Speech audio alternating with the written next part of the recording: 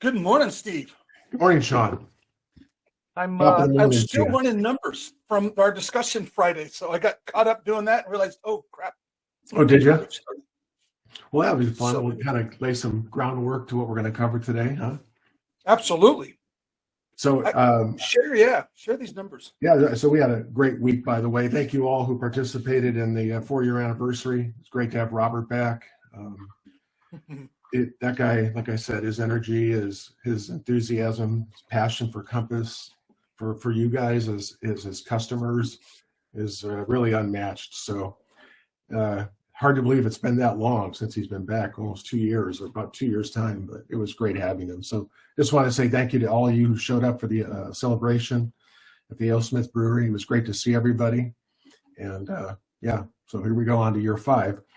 In preparation for this meeting, Sean and I had a conversation on Friday, and I was sharing with him some numbers that I had available to me. I'm going to pull them up on my end, but I covered some of this in my Friday video that I send out to the agents in Encinitas and Cardiff. But he and I were having a discussion on inflation and its impact on real estate, really across the whole economic sector. But it got us to thinking that maybe this is a conversation where we could start sharing some of these numbers in a way that could allow you to have meaningful conversations with your clients, especially those that are getting weary, who have been going after a home now maybe in excess of 60, 90 days and wondering if they'll ever find a home.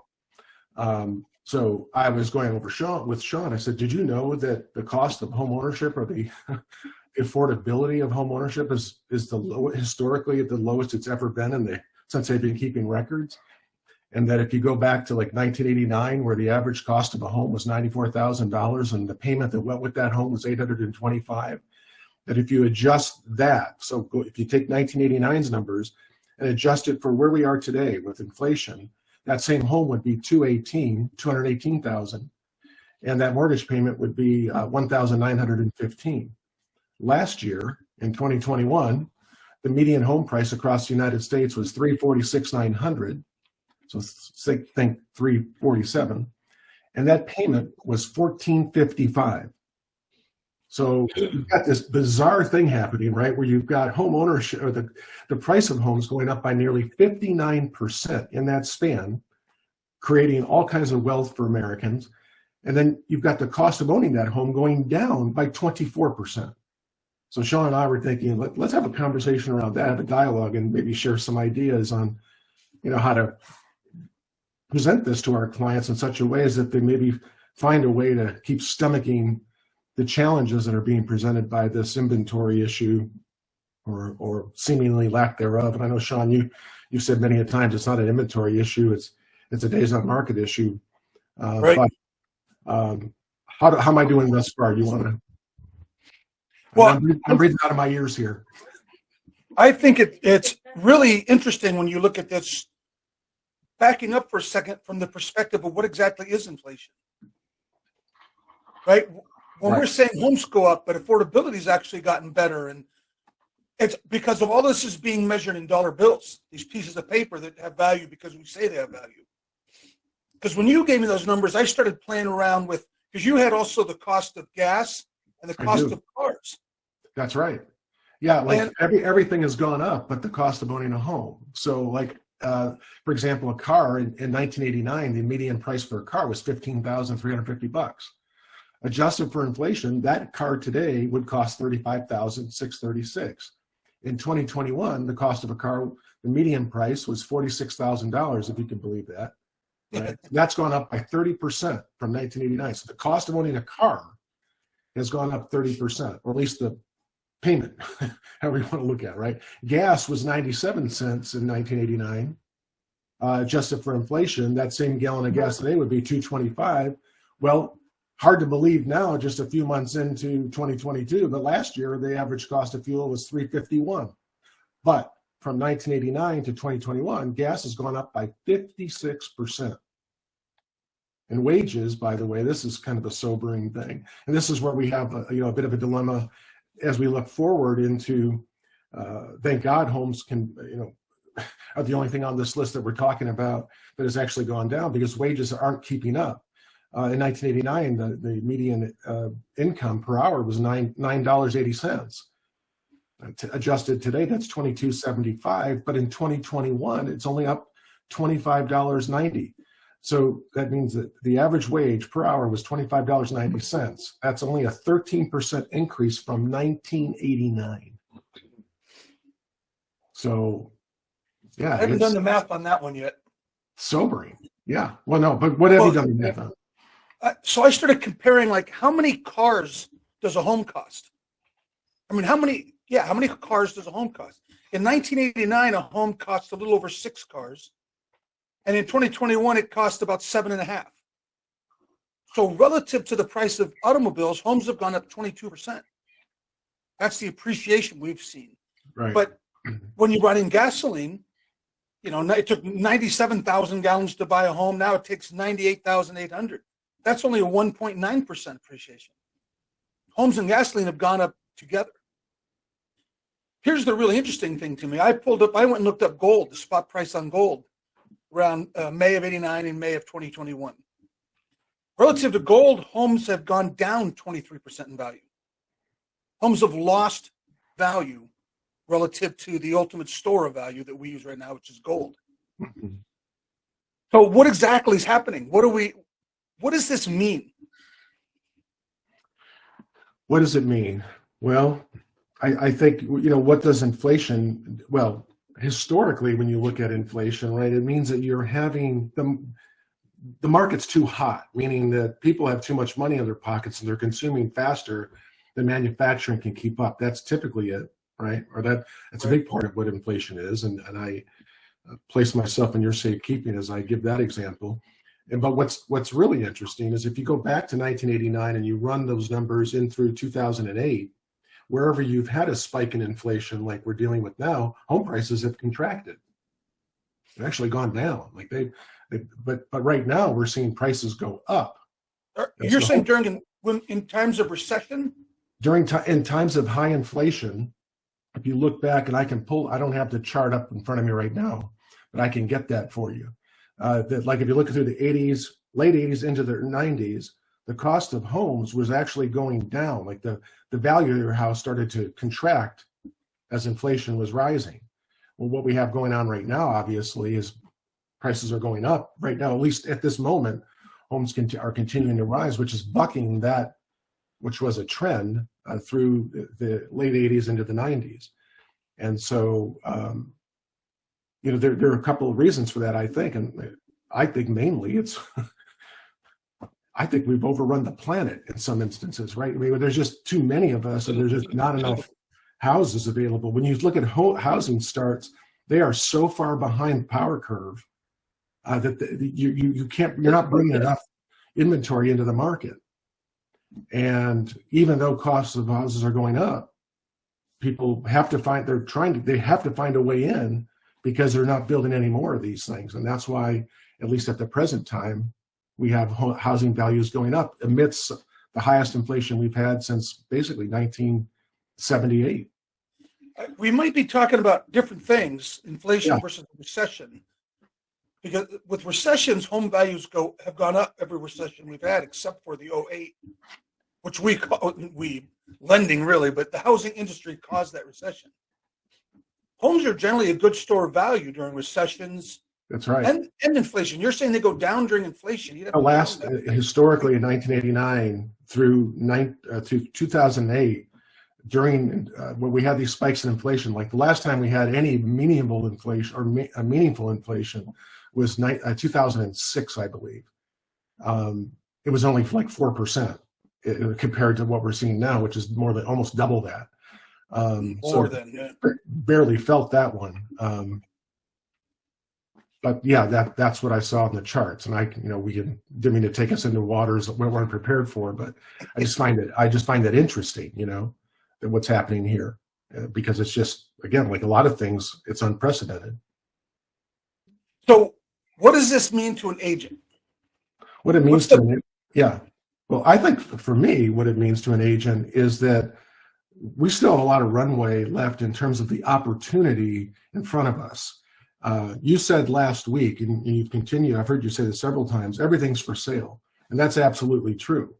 Because if you have to sell a home right now in this condition, it is arguably the most opportunistic market any seller anywhere has ever had, at least in the United States. Would you agree with that? Without question. So, and knowing that if you were able to secure a listing with the days on market being less than 10 days, at least in North County where I'm at, you talk about gold. I mean, that's about as stable a thing that can happen to a real estate professional. So I think they have to find a way to take all this noise that could erode consumer confidence or get scary, at least on the buy side. Because if you lose the buy side, then you don't have the upside for the seller, right? So you've got this dual messaging that's being interpreted in different ways. On one hand, you have buyers that are listening to this thinking, man, I'm just going to wait now. This market's just too red hot. I'm going to wait for the market to go down. And then you've got sellers now that are just concerned. Obviously, their number one concern is where do I go if I sell this house in 10 days? I'm not prepared for that. But I also feel like this might be the last chance for me to really leverage equity, at least if I'm thinking of retiring within the next 10 years. And I want to downsize, right? So I think you have to control this narrative in a way that is one of opportunity. That's where I jump into this. Right. This is back to, and I know it's like I go to this all the time, but the mindset of us, of the agents. Right. The news is going to print the worst form, the most negative version of what they can, because it's what sells. I mean, they're not nasty people. They're got to sell news. So good news doesn't sell, unfortunately. But we have a fundamental problem in the housing industry. That's the start. We have to understand that after 2008, builders stopped building. And for over 10 years, they built at half of their regular pace. So this isn't something new, and it's not something that's going to be solved anytime in the near future. We are millions and millions of homes short of where we should be. That's right. Once you understand that, then your thinking starts wrapping around, what do I got to do as an agent? The people who are nervous, we're going to crash. How in the world are we going to crash? We're millions of homes short. We have almost 50% of all homeowners are free and clear in their home. We have a perfect storm right now of demand on homes. Even as affordability starts becoming an issue, I don't see it impacting very much. No, well, because interest rates being at 4.5, 4.6, that has no impact on the that's still historically low interest rates. And rates at 6% aren't going to impact. Right. And to your point about the media, here's a stat that's going to blow some of you away. How many of us have been hearing for the last 2 years that because of COVID and the moratoriums placed on evictions and foreclosure, that we were going to see this surge of ghost inventory coming, the housing market was going to collapse. That would be the pin that pops the bubble. Well, let me give you some stats, okay? In Q3 of 2010, 24.7 homes in the United States had negative equity in them. I'm going to run through these very quickly, and we can share this slide because this is really powerful. In Q3 2011, 24.4% were negative equity. In Q3 2012, 22%. In Q3 13, 13%. Big drop comes down. Right? What happened there? Interest rates, we started getting really creative. Lending restrictions started to loosen up ever so slightly, right? And rates started to really come down by 3-4%. Q3 2014, 10.3%. Q3 2015, 8.1. Q3 16, 6.3. Q3 17, 4.9. Q3 18, 4%. Q3 19, 3.7%. Q3 20, 3%. And here we are, the last number we have, Q3 2021, only 2.1% of homes in the United States of America had negative equity. The average historically has been 6%. Let that detonate in your mind here. I mean, there's no help coming from the ghost inventory. So let's take that, because you are a numbers fiend. You have all these numbers. It's phenomenal where you get these. And let's translate it into actions right now with agents. When you have a buyer saying it's getting too expensive, I'm going to wait, that has to bring a tear to your eye. You have to stop and want to shake them and say, waiting is going to make it worse. There is no indicator at all in the horizon that this is going to change. If a buyer is looking today, Sean, and the worst possible interpretation would be that in a period of time in the near future, the market will contract. The worst we've seen in my neck of the woods wasn't even this number, but throughout California was roughly 20 to 22%, depending upon what numbers you want to look at. Mm-hmm. What are the forecasters across, even the NAR economists? And Nevin here locally is saying, what are they anticipating in appreciation for 2022?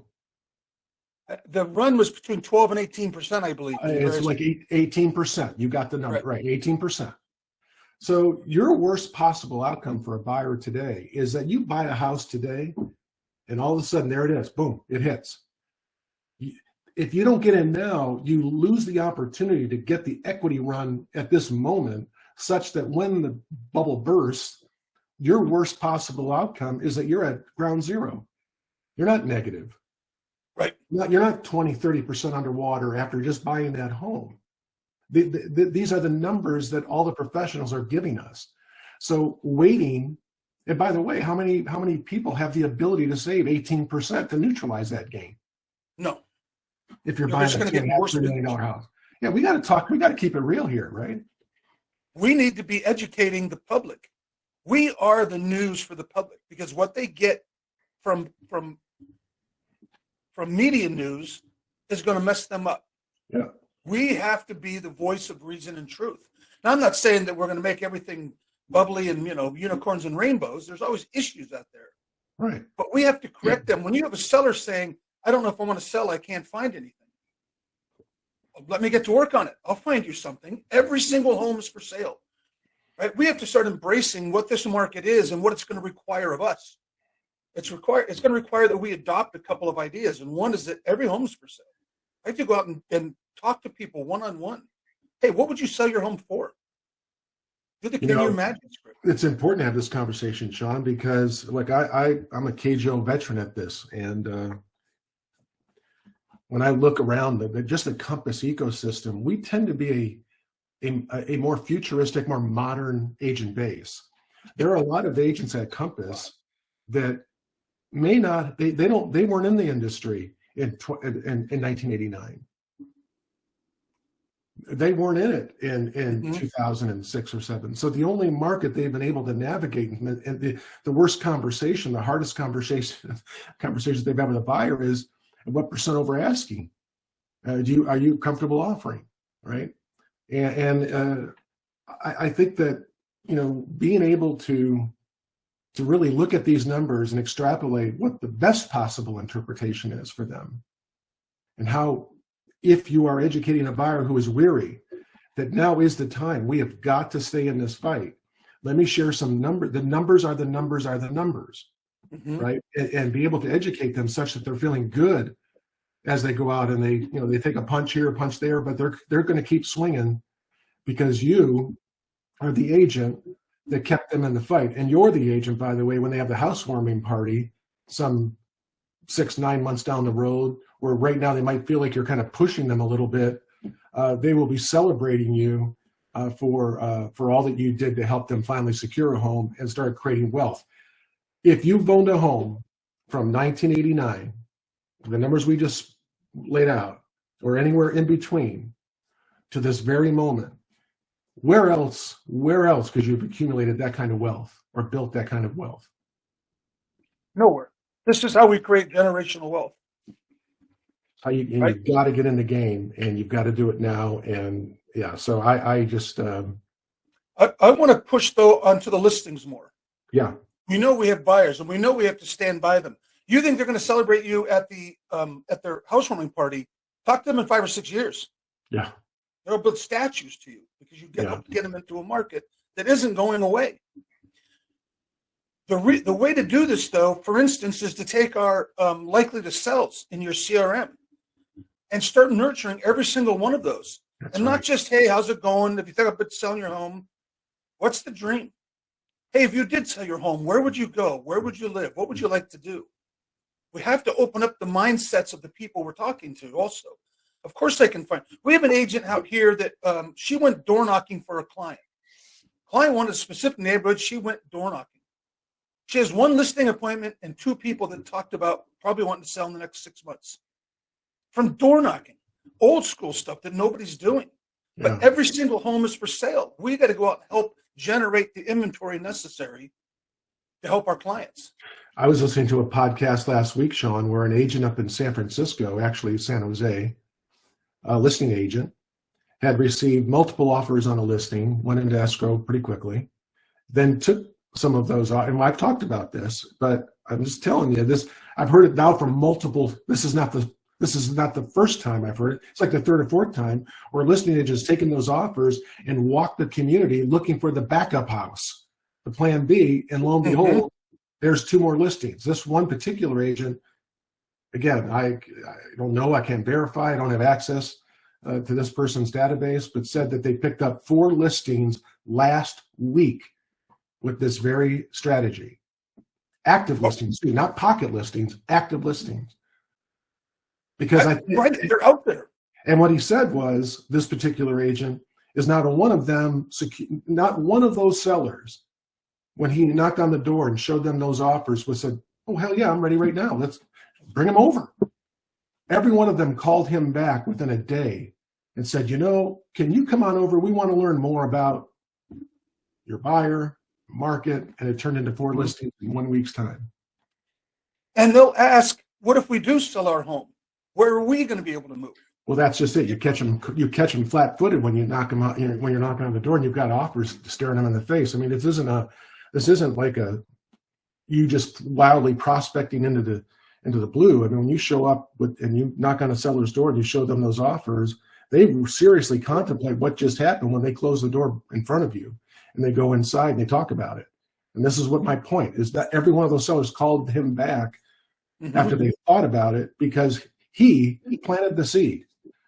They weren't even thinking about it. That's why they shut the door on him, But within 24 hours, they call him back, and he's ended up with 4 listings in a week's time. So, and think about the response you get to have, because we know that's the seller fear. What if I did do this? Can I find a place to live? And your response is, of course I'll find you a home. Look what I'm doing right now. Yeah. Well, this is how I'm finding my clients a home. This is the same way I'll find you a home. Right. Yeah. The seller gets to determine whether or not they're without a home. Right. It's a very skill set based business, and it's going to get more and more skill set based. We've got to be out there talking to people, helping them, planting the seed, like you said, and then knowing how to respond to their questions. We're going to be, here's something I said in a class I did the other day. Real estate agents are going to make more money over the next 3 to 4 years than at any time in the history of real estate, if you're still in the business. That's the tough part. We're going to be losing agents even while the industry is doing great. And normally we gain agents at times like this. We're going to be losing agents because we're going to have to go those extra steps that we're not used to right now. We're going to have to get out and door knock or talk to people, market to certain segments. And we're going to have to be able to say the right things to them. And we're going to have to change our mindset, make sure we're coming from abundance and not scarcity. We're not out there saying, "Oh, there's no inventory. I don't know, my seller maybe shouldn't sell their home because they can't find a buyer." Or what I hear sometimes from agents, "I just can't recommend to my buyer that they go this high to buy this home. It's not worth it." We don't know what a home is worth. We're the agent here to help them. The home's worth exactly what the market says it's worth. We have to get our comparative mind out of that. No one knows. All I know is right now the market's saying homes are worth even more than we think they are right now. We have so much demand. We have to help. We have to come from that. Using that likely to sell is probably the easiest transition an agent can make at Compass. If they've got that, that's a place to start. And the conversation, knowing that something has happened there, if you're getting nudged, that they are searching, they are doing something in their internet world that has picked up there's some algorithm that is telling the Compass computers or our engineers, these folks are likely, they're at least sniffing around at the very least. And the effectiveness of this tool continues to go up, because the agents that I know that use it on a regular basis are talking about just how much better those leads are than what they were just a year ago. So like everything, the more we use it, the more the computers work through and sift through the noise. This is becoming dialed in, and it's becoming more and more effective. Another tool that's really helpful in this, when you're sitting down with that potential seller, show them the private exclusives. Look, I have these homes all over the nation that aren't even in the market yet, that Right. you get to look at. And we'll have those same buyers all over the nation seeing your home. That's a very powerful tool.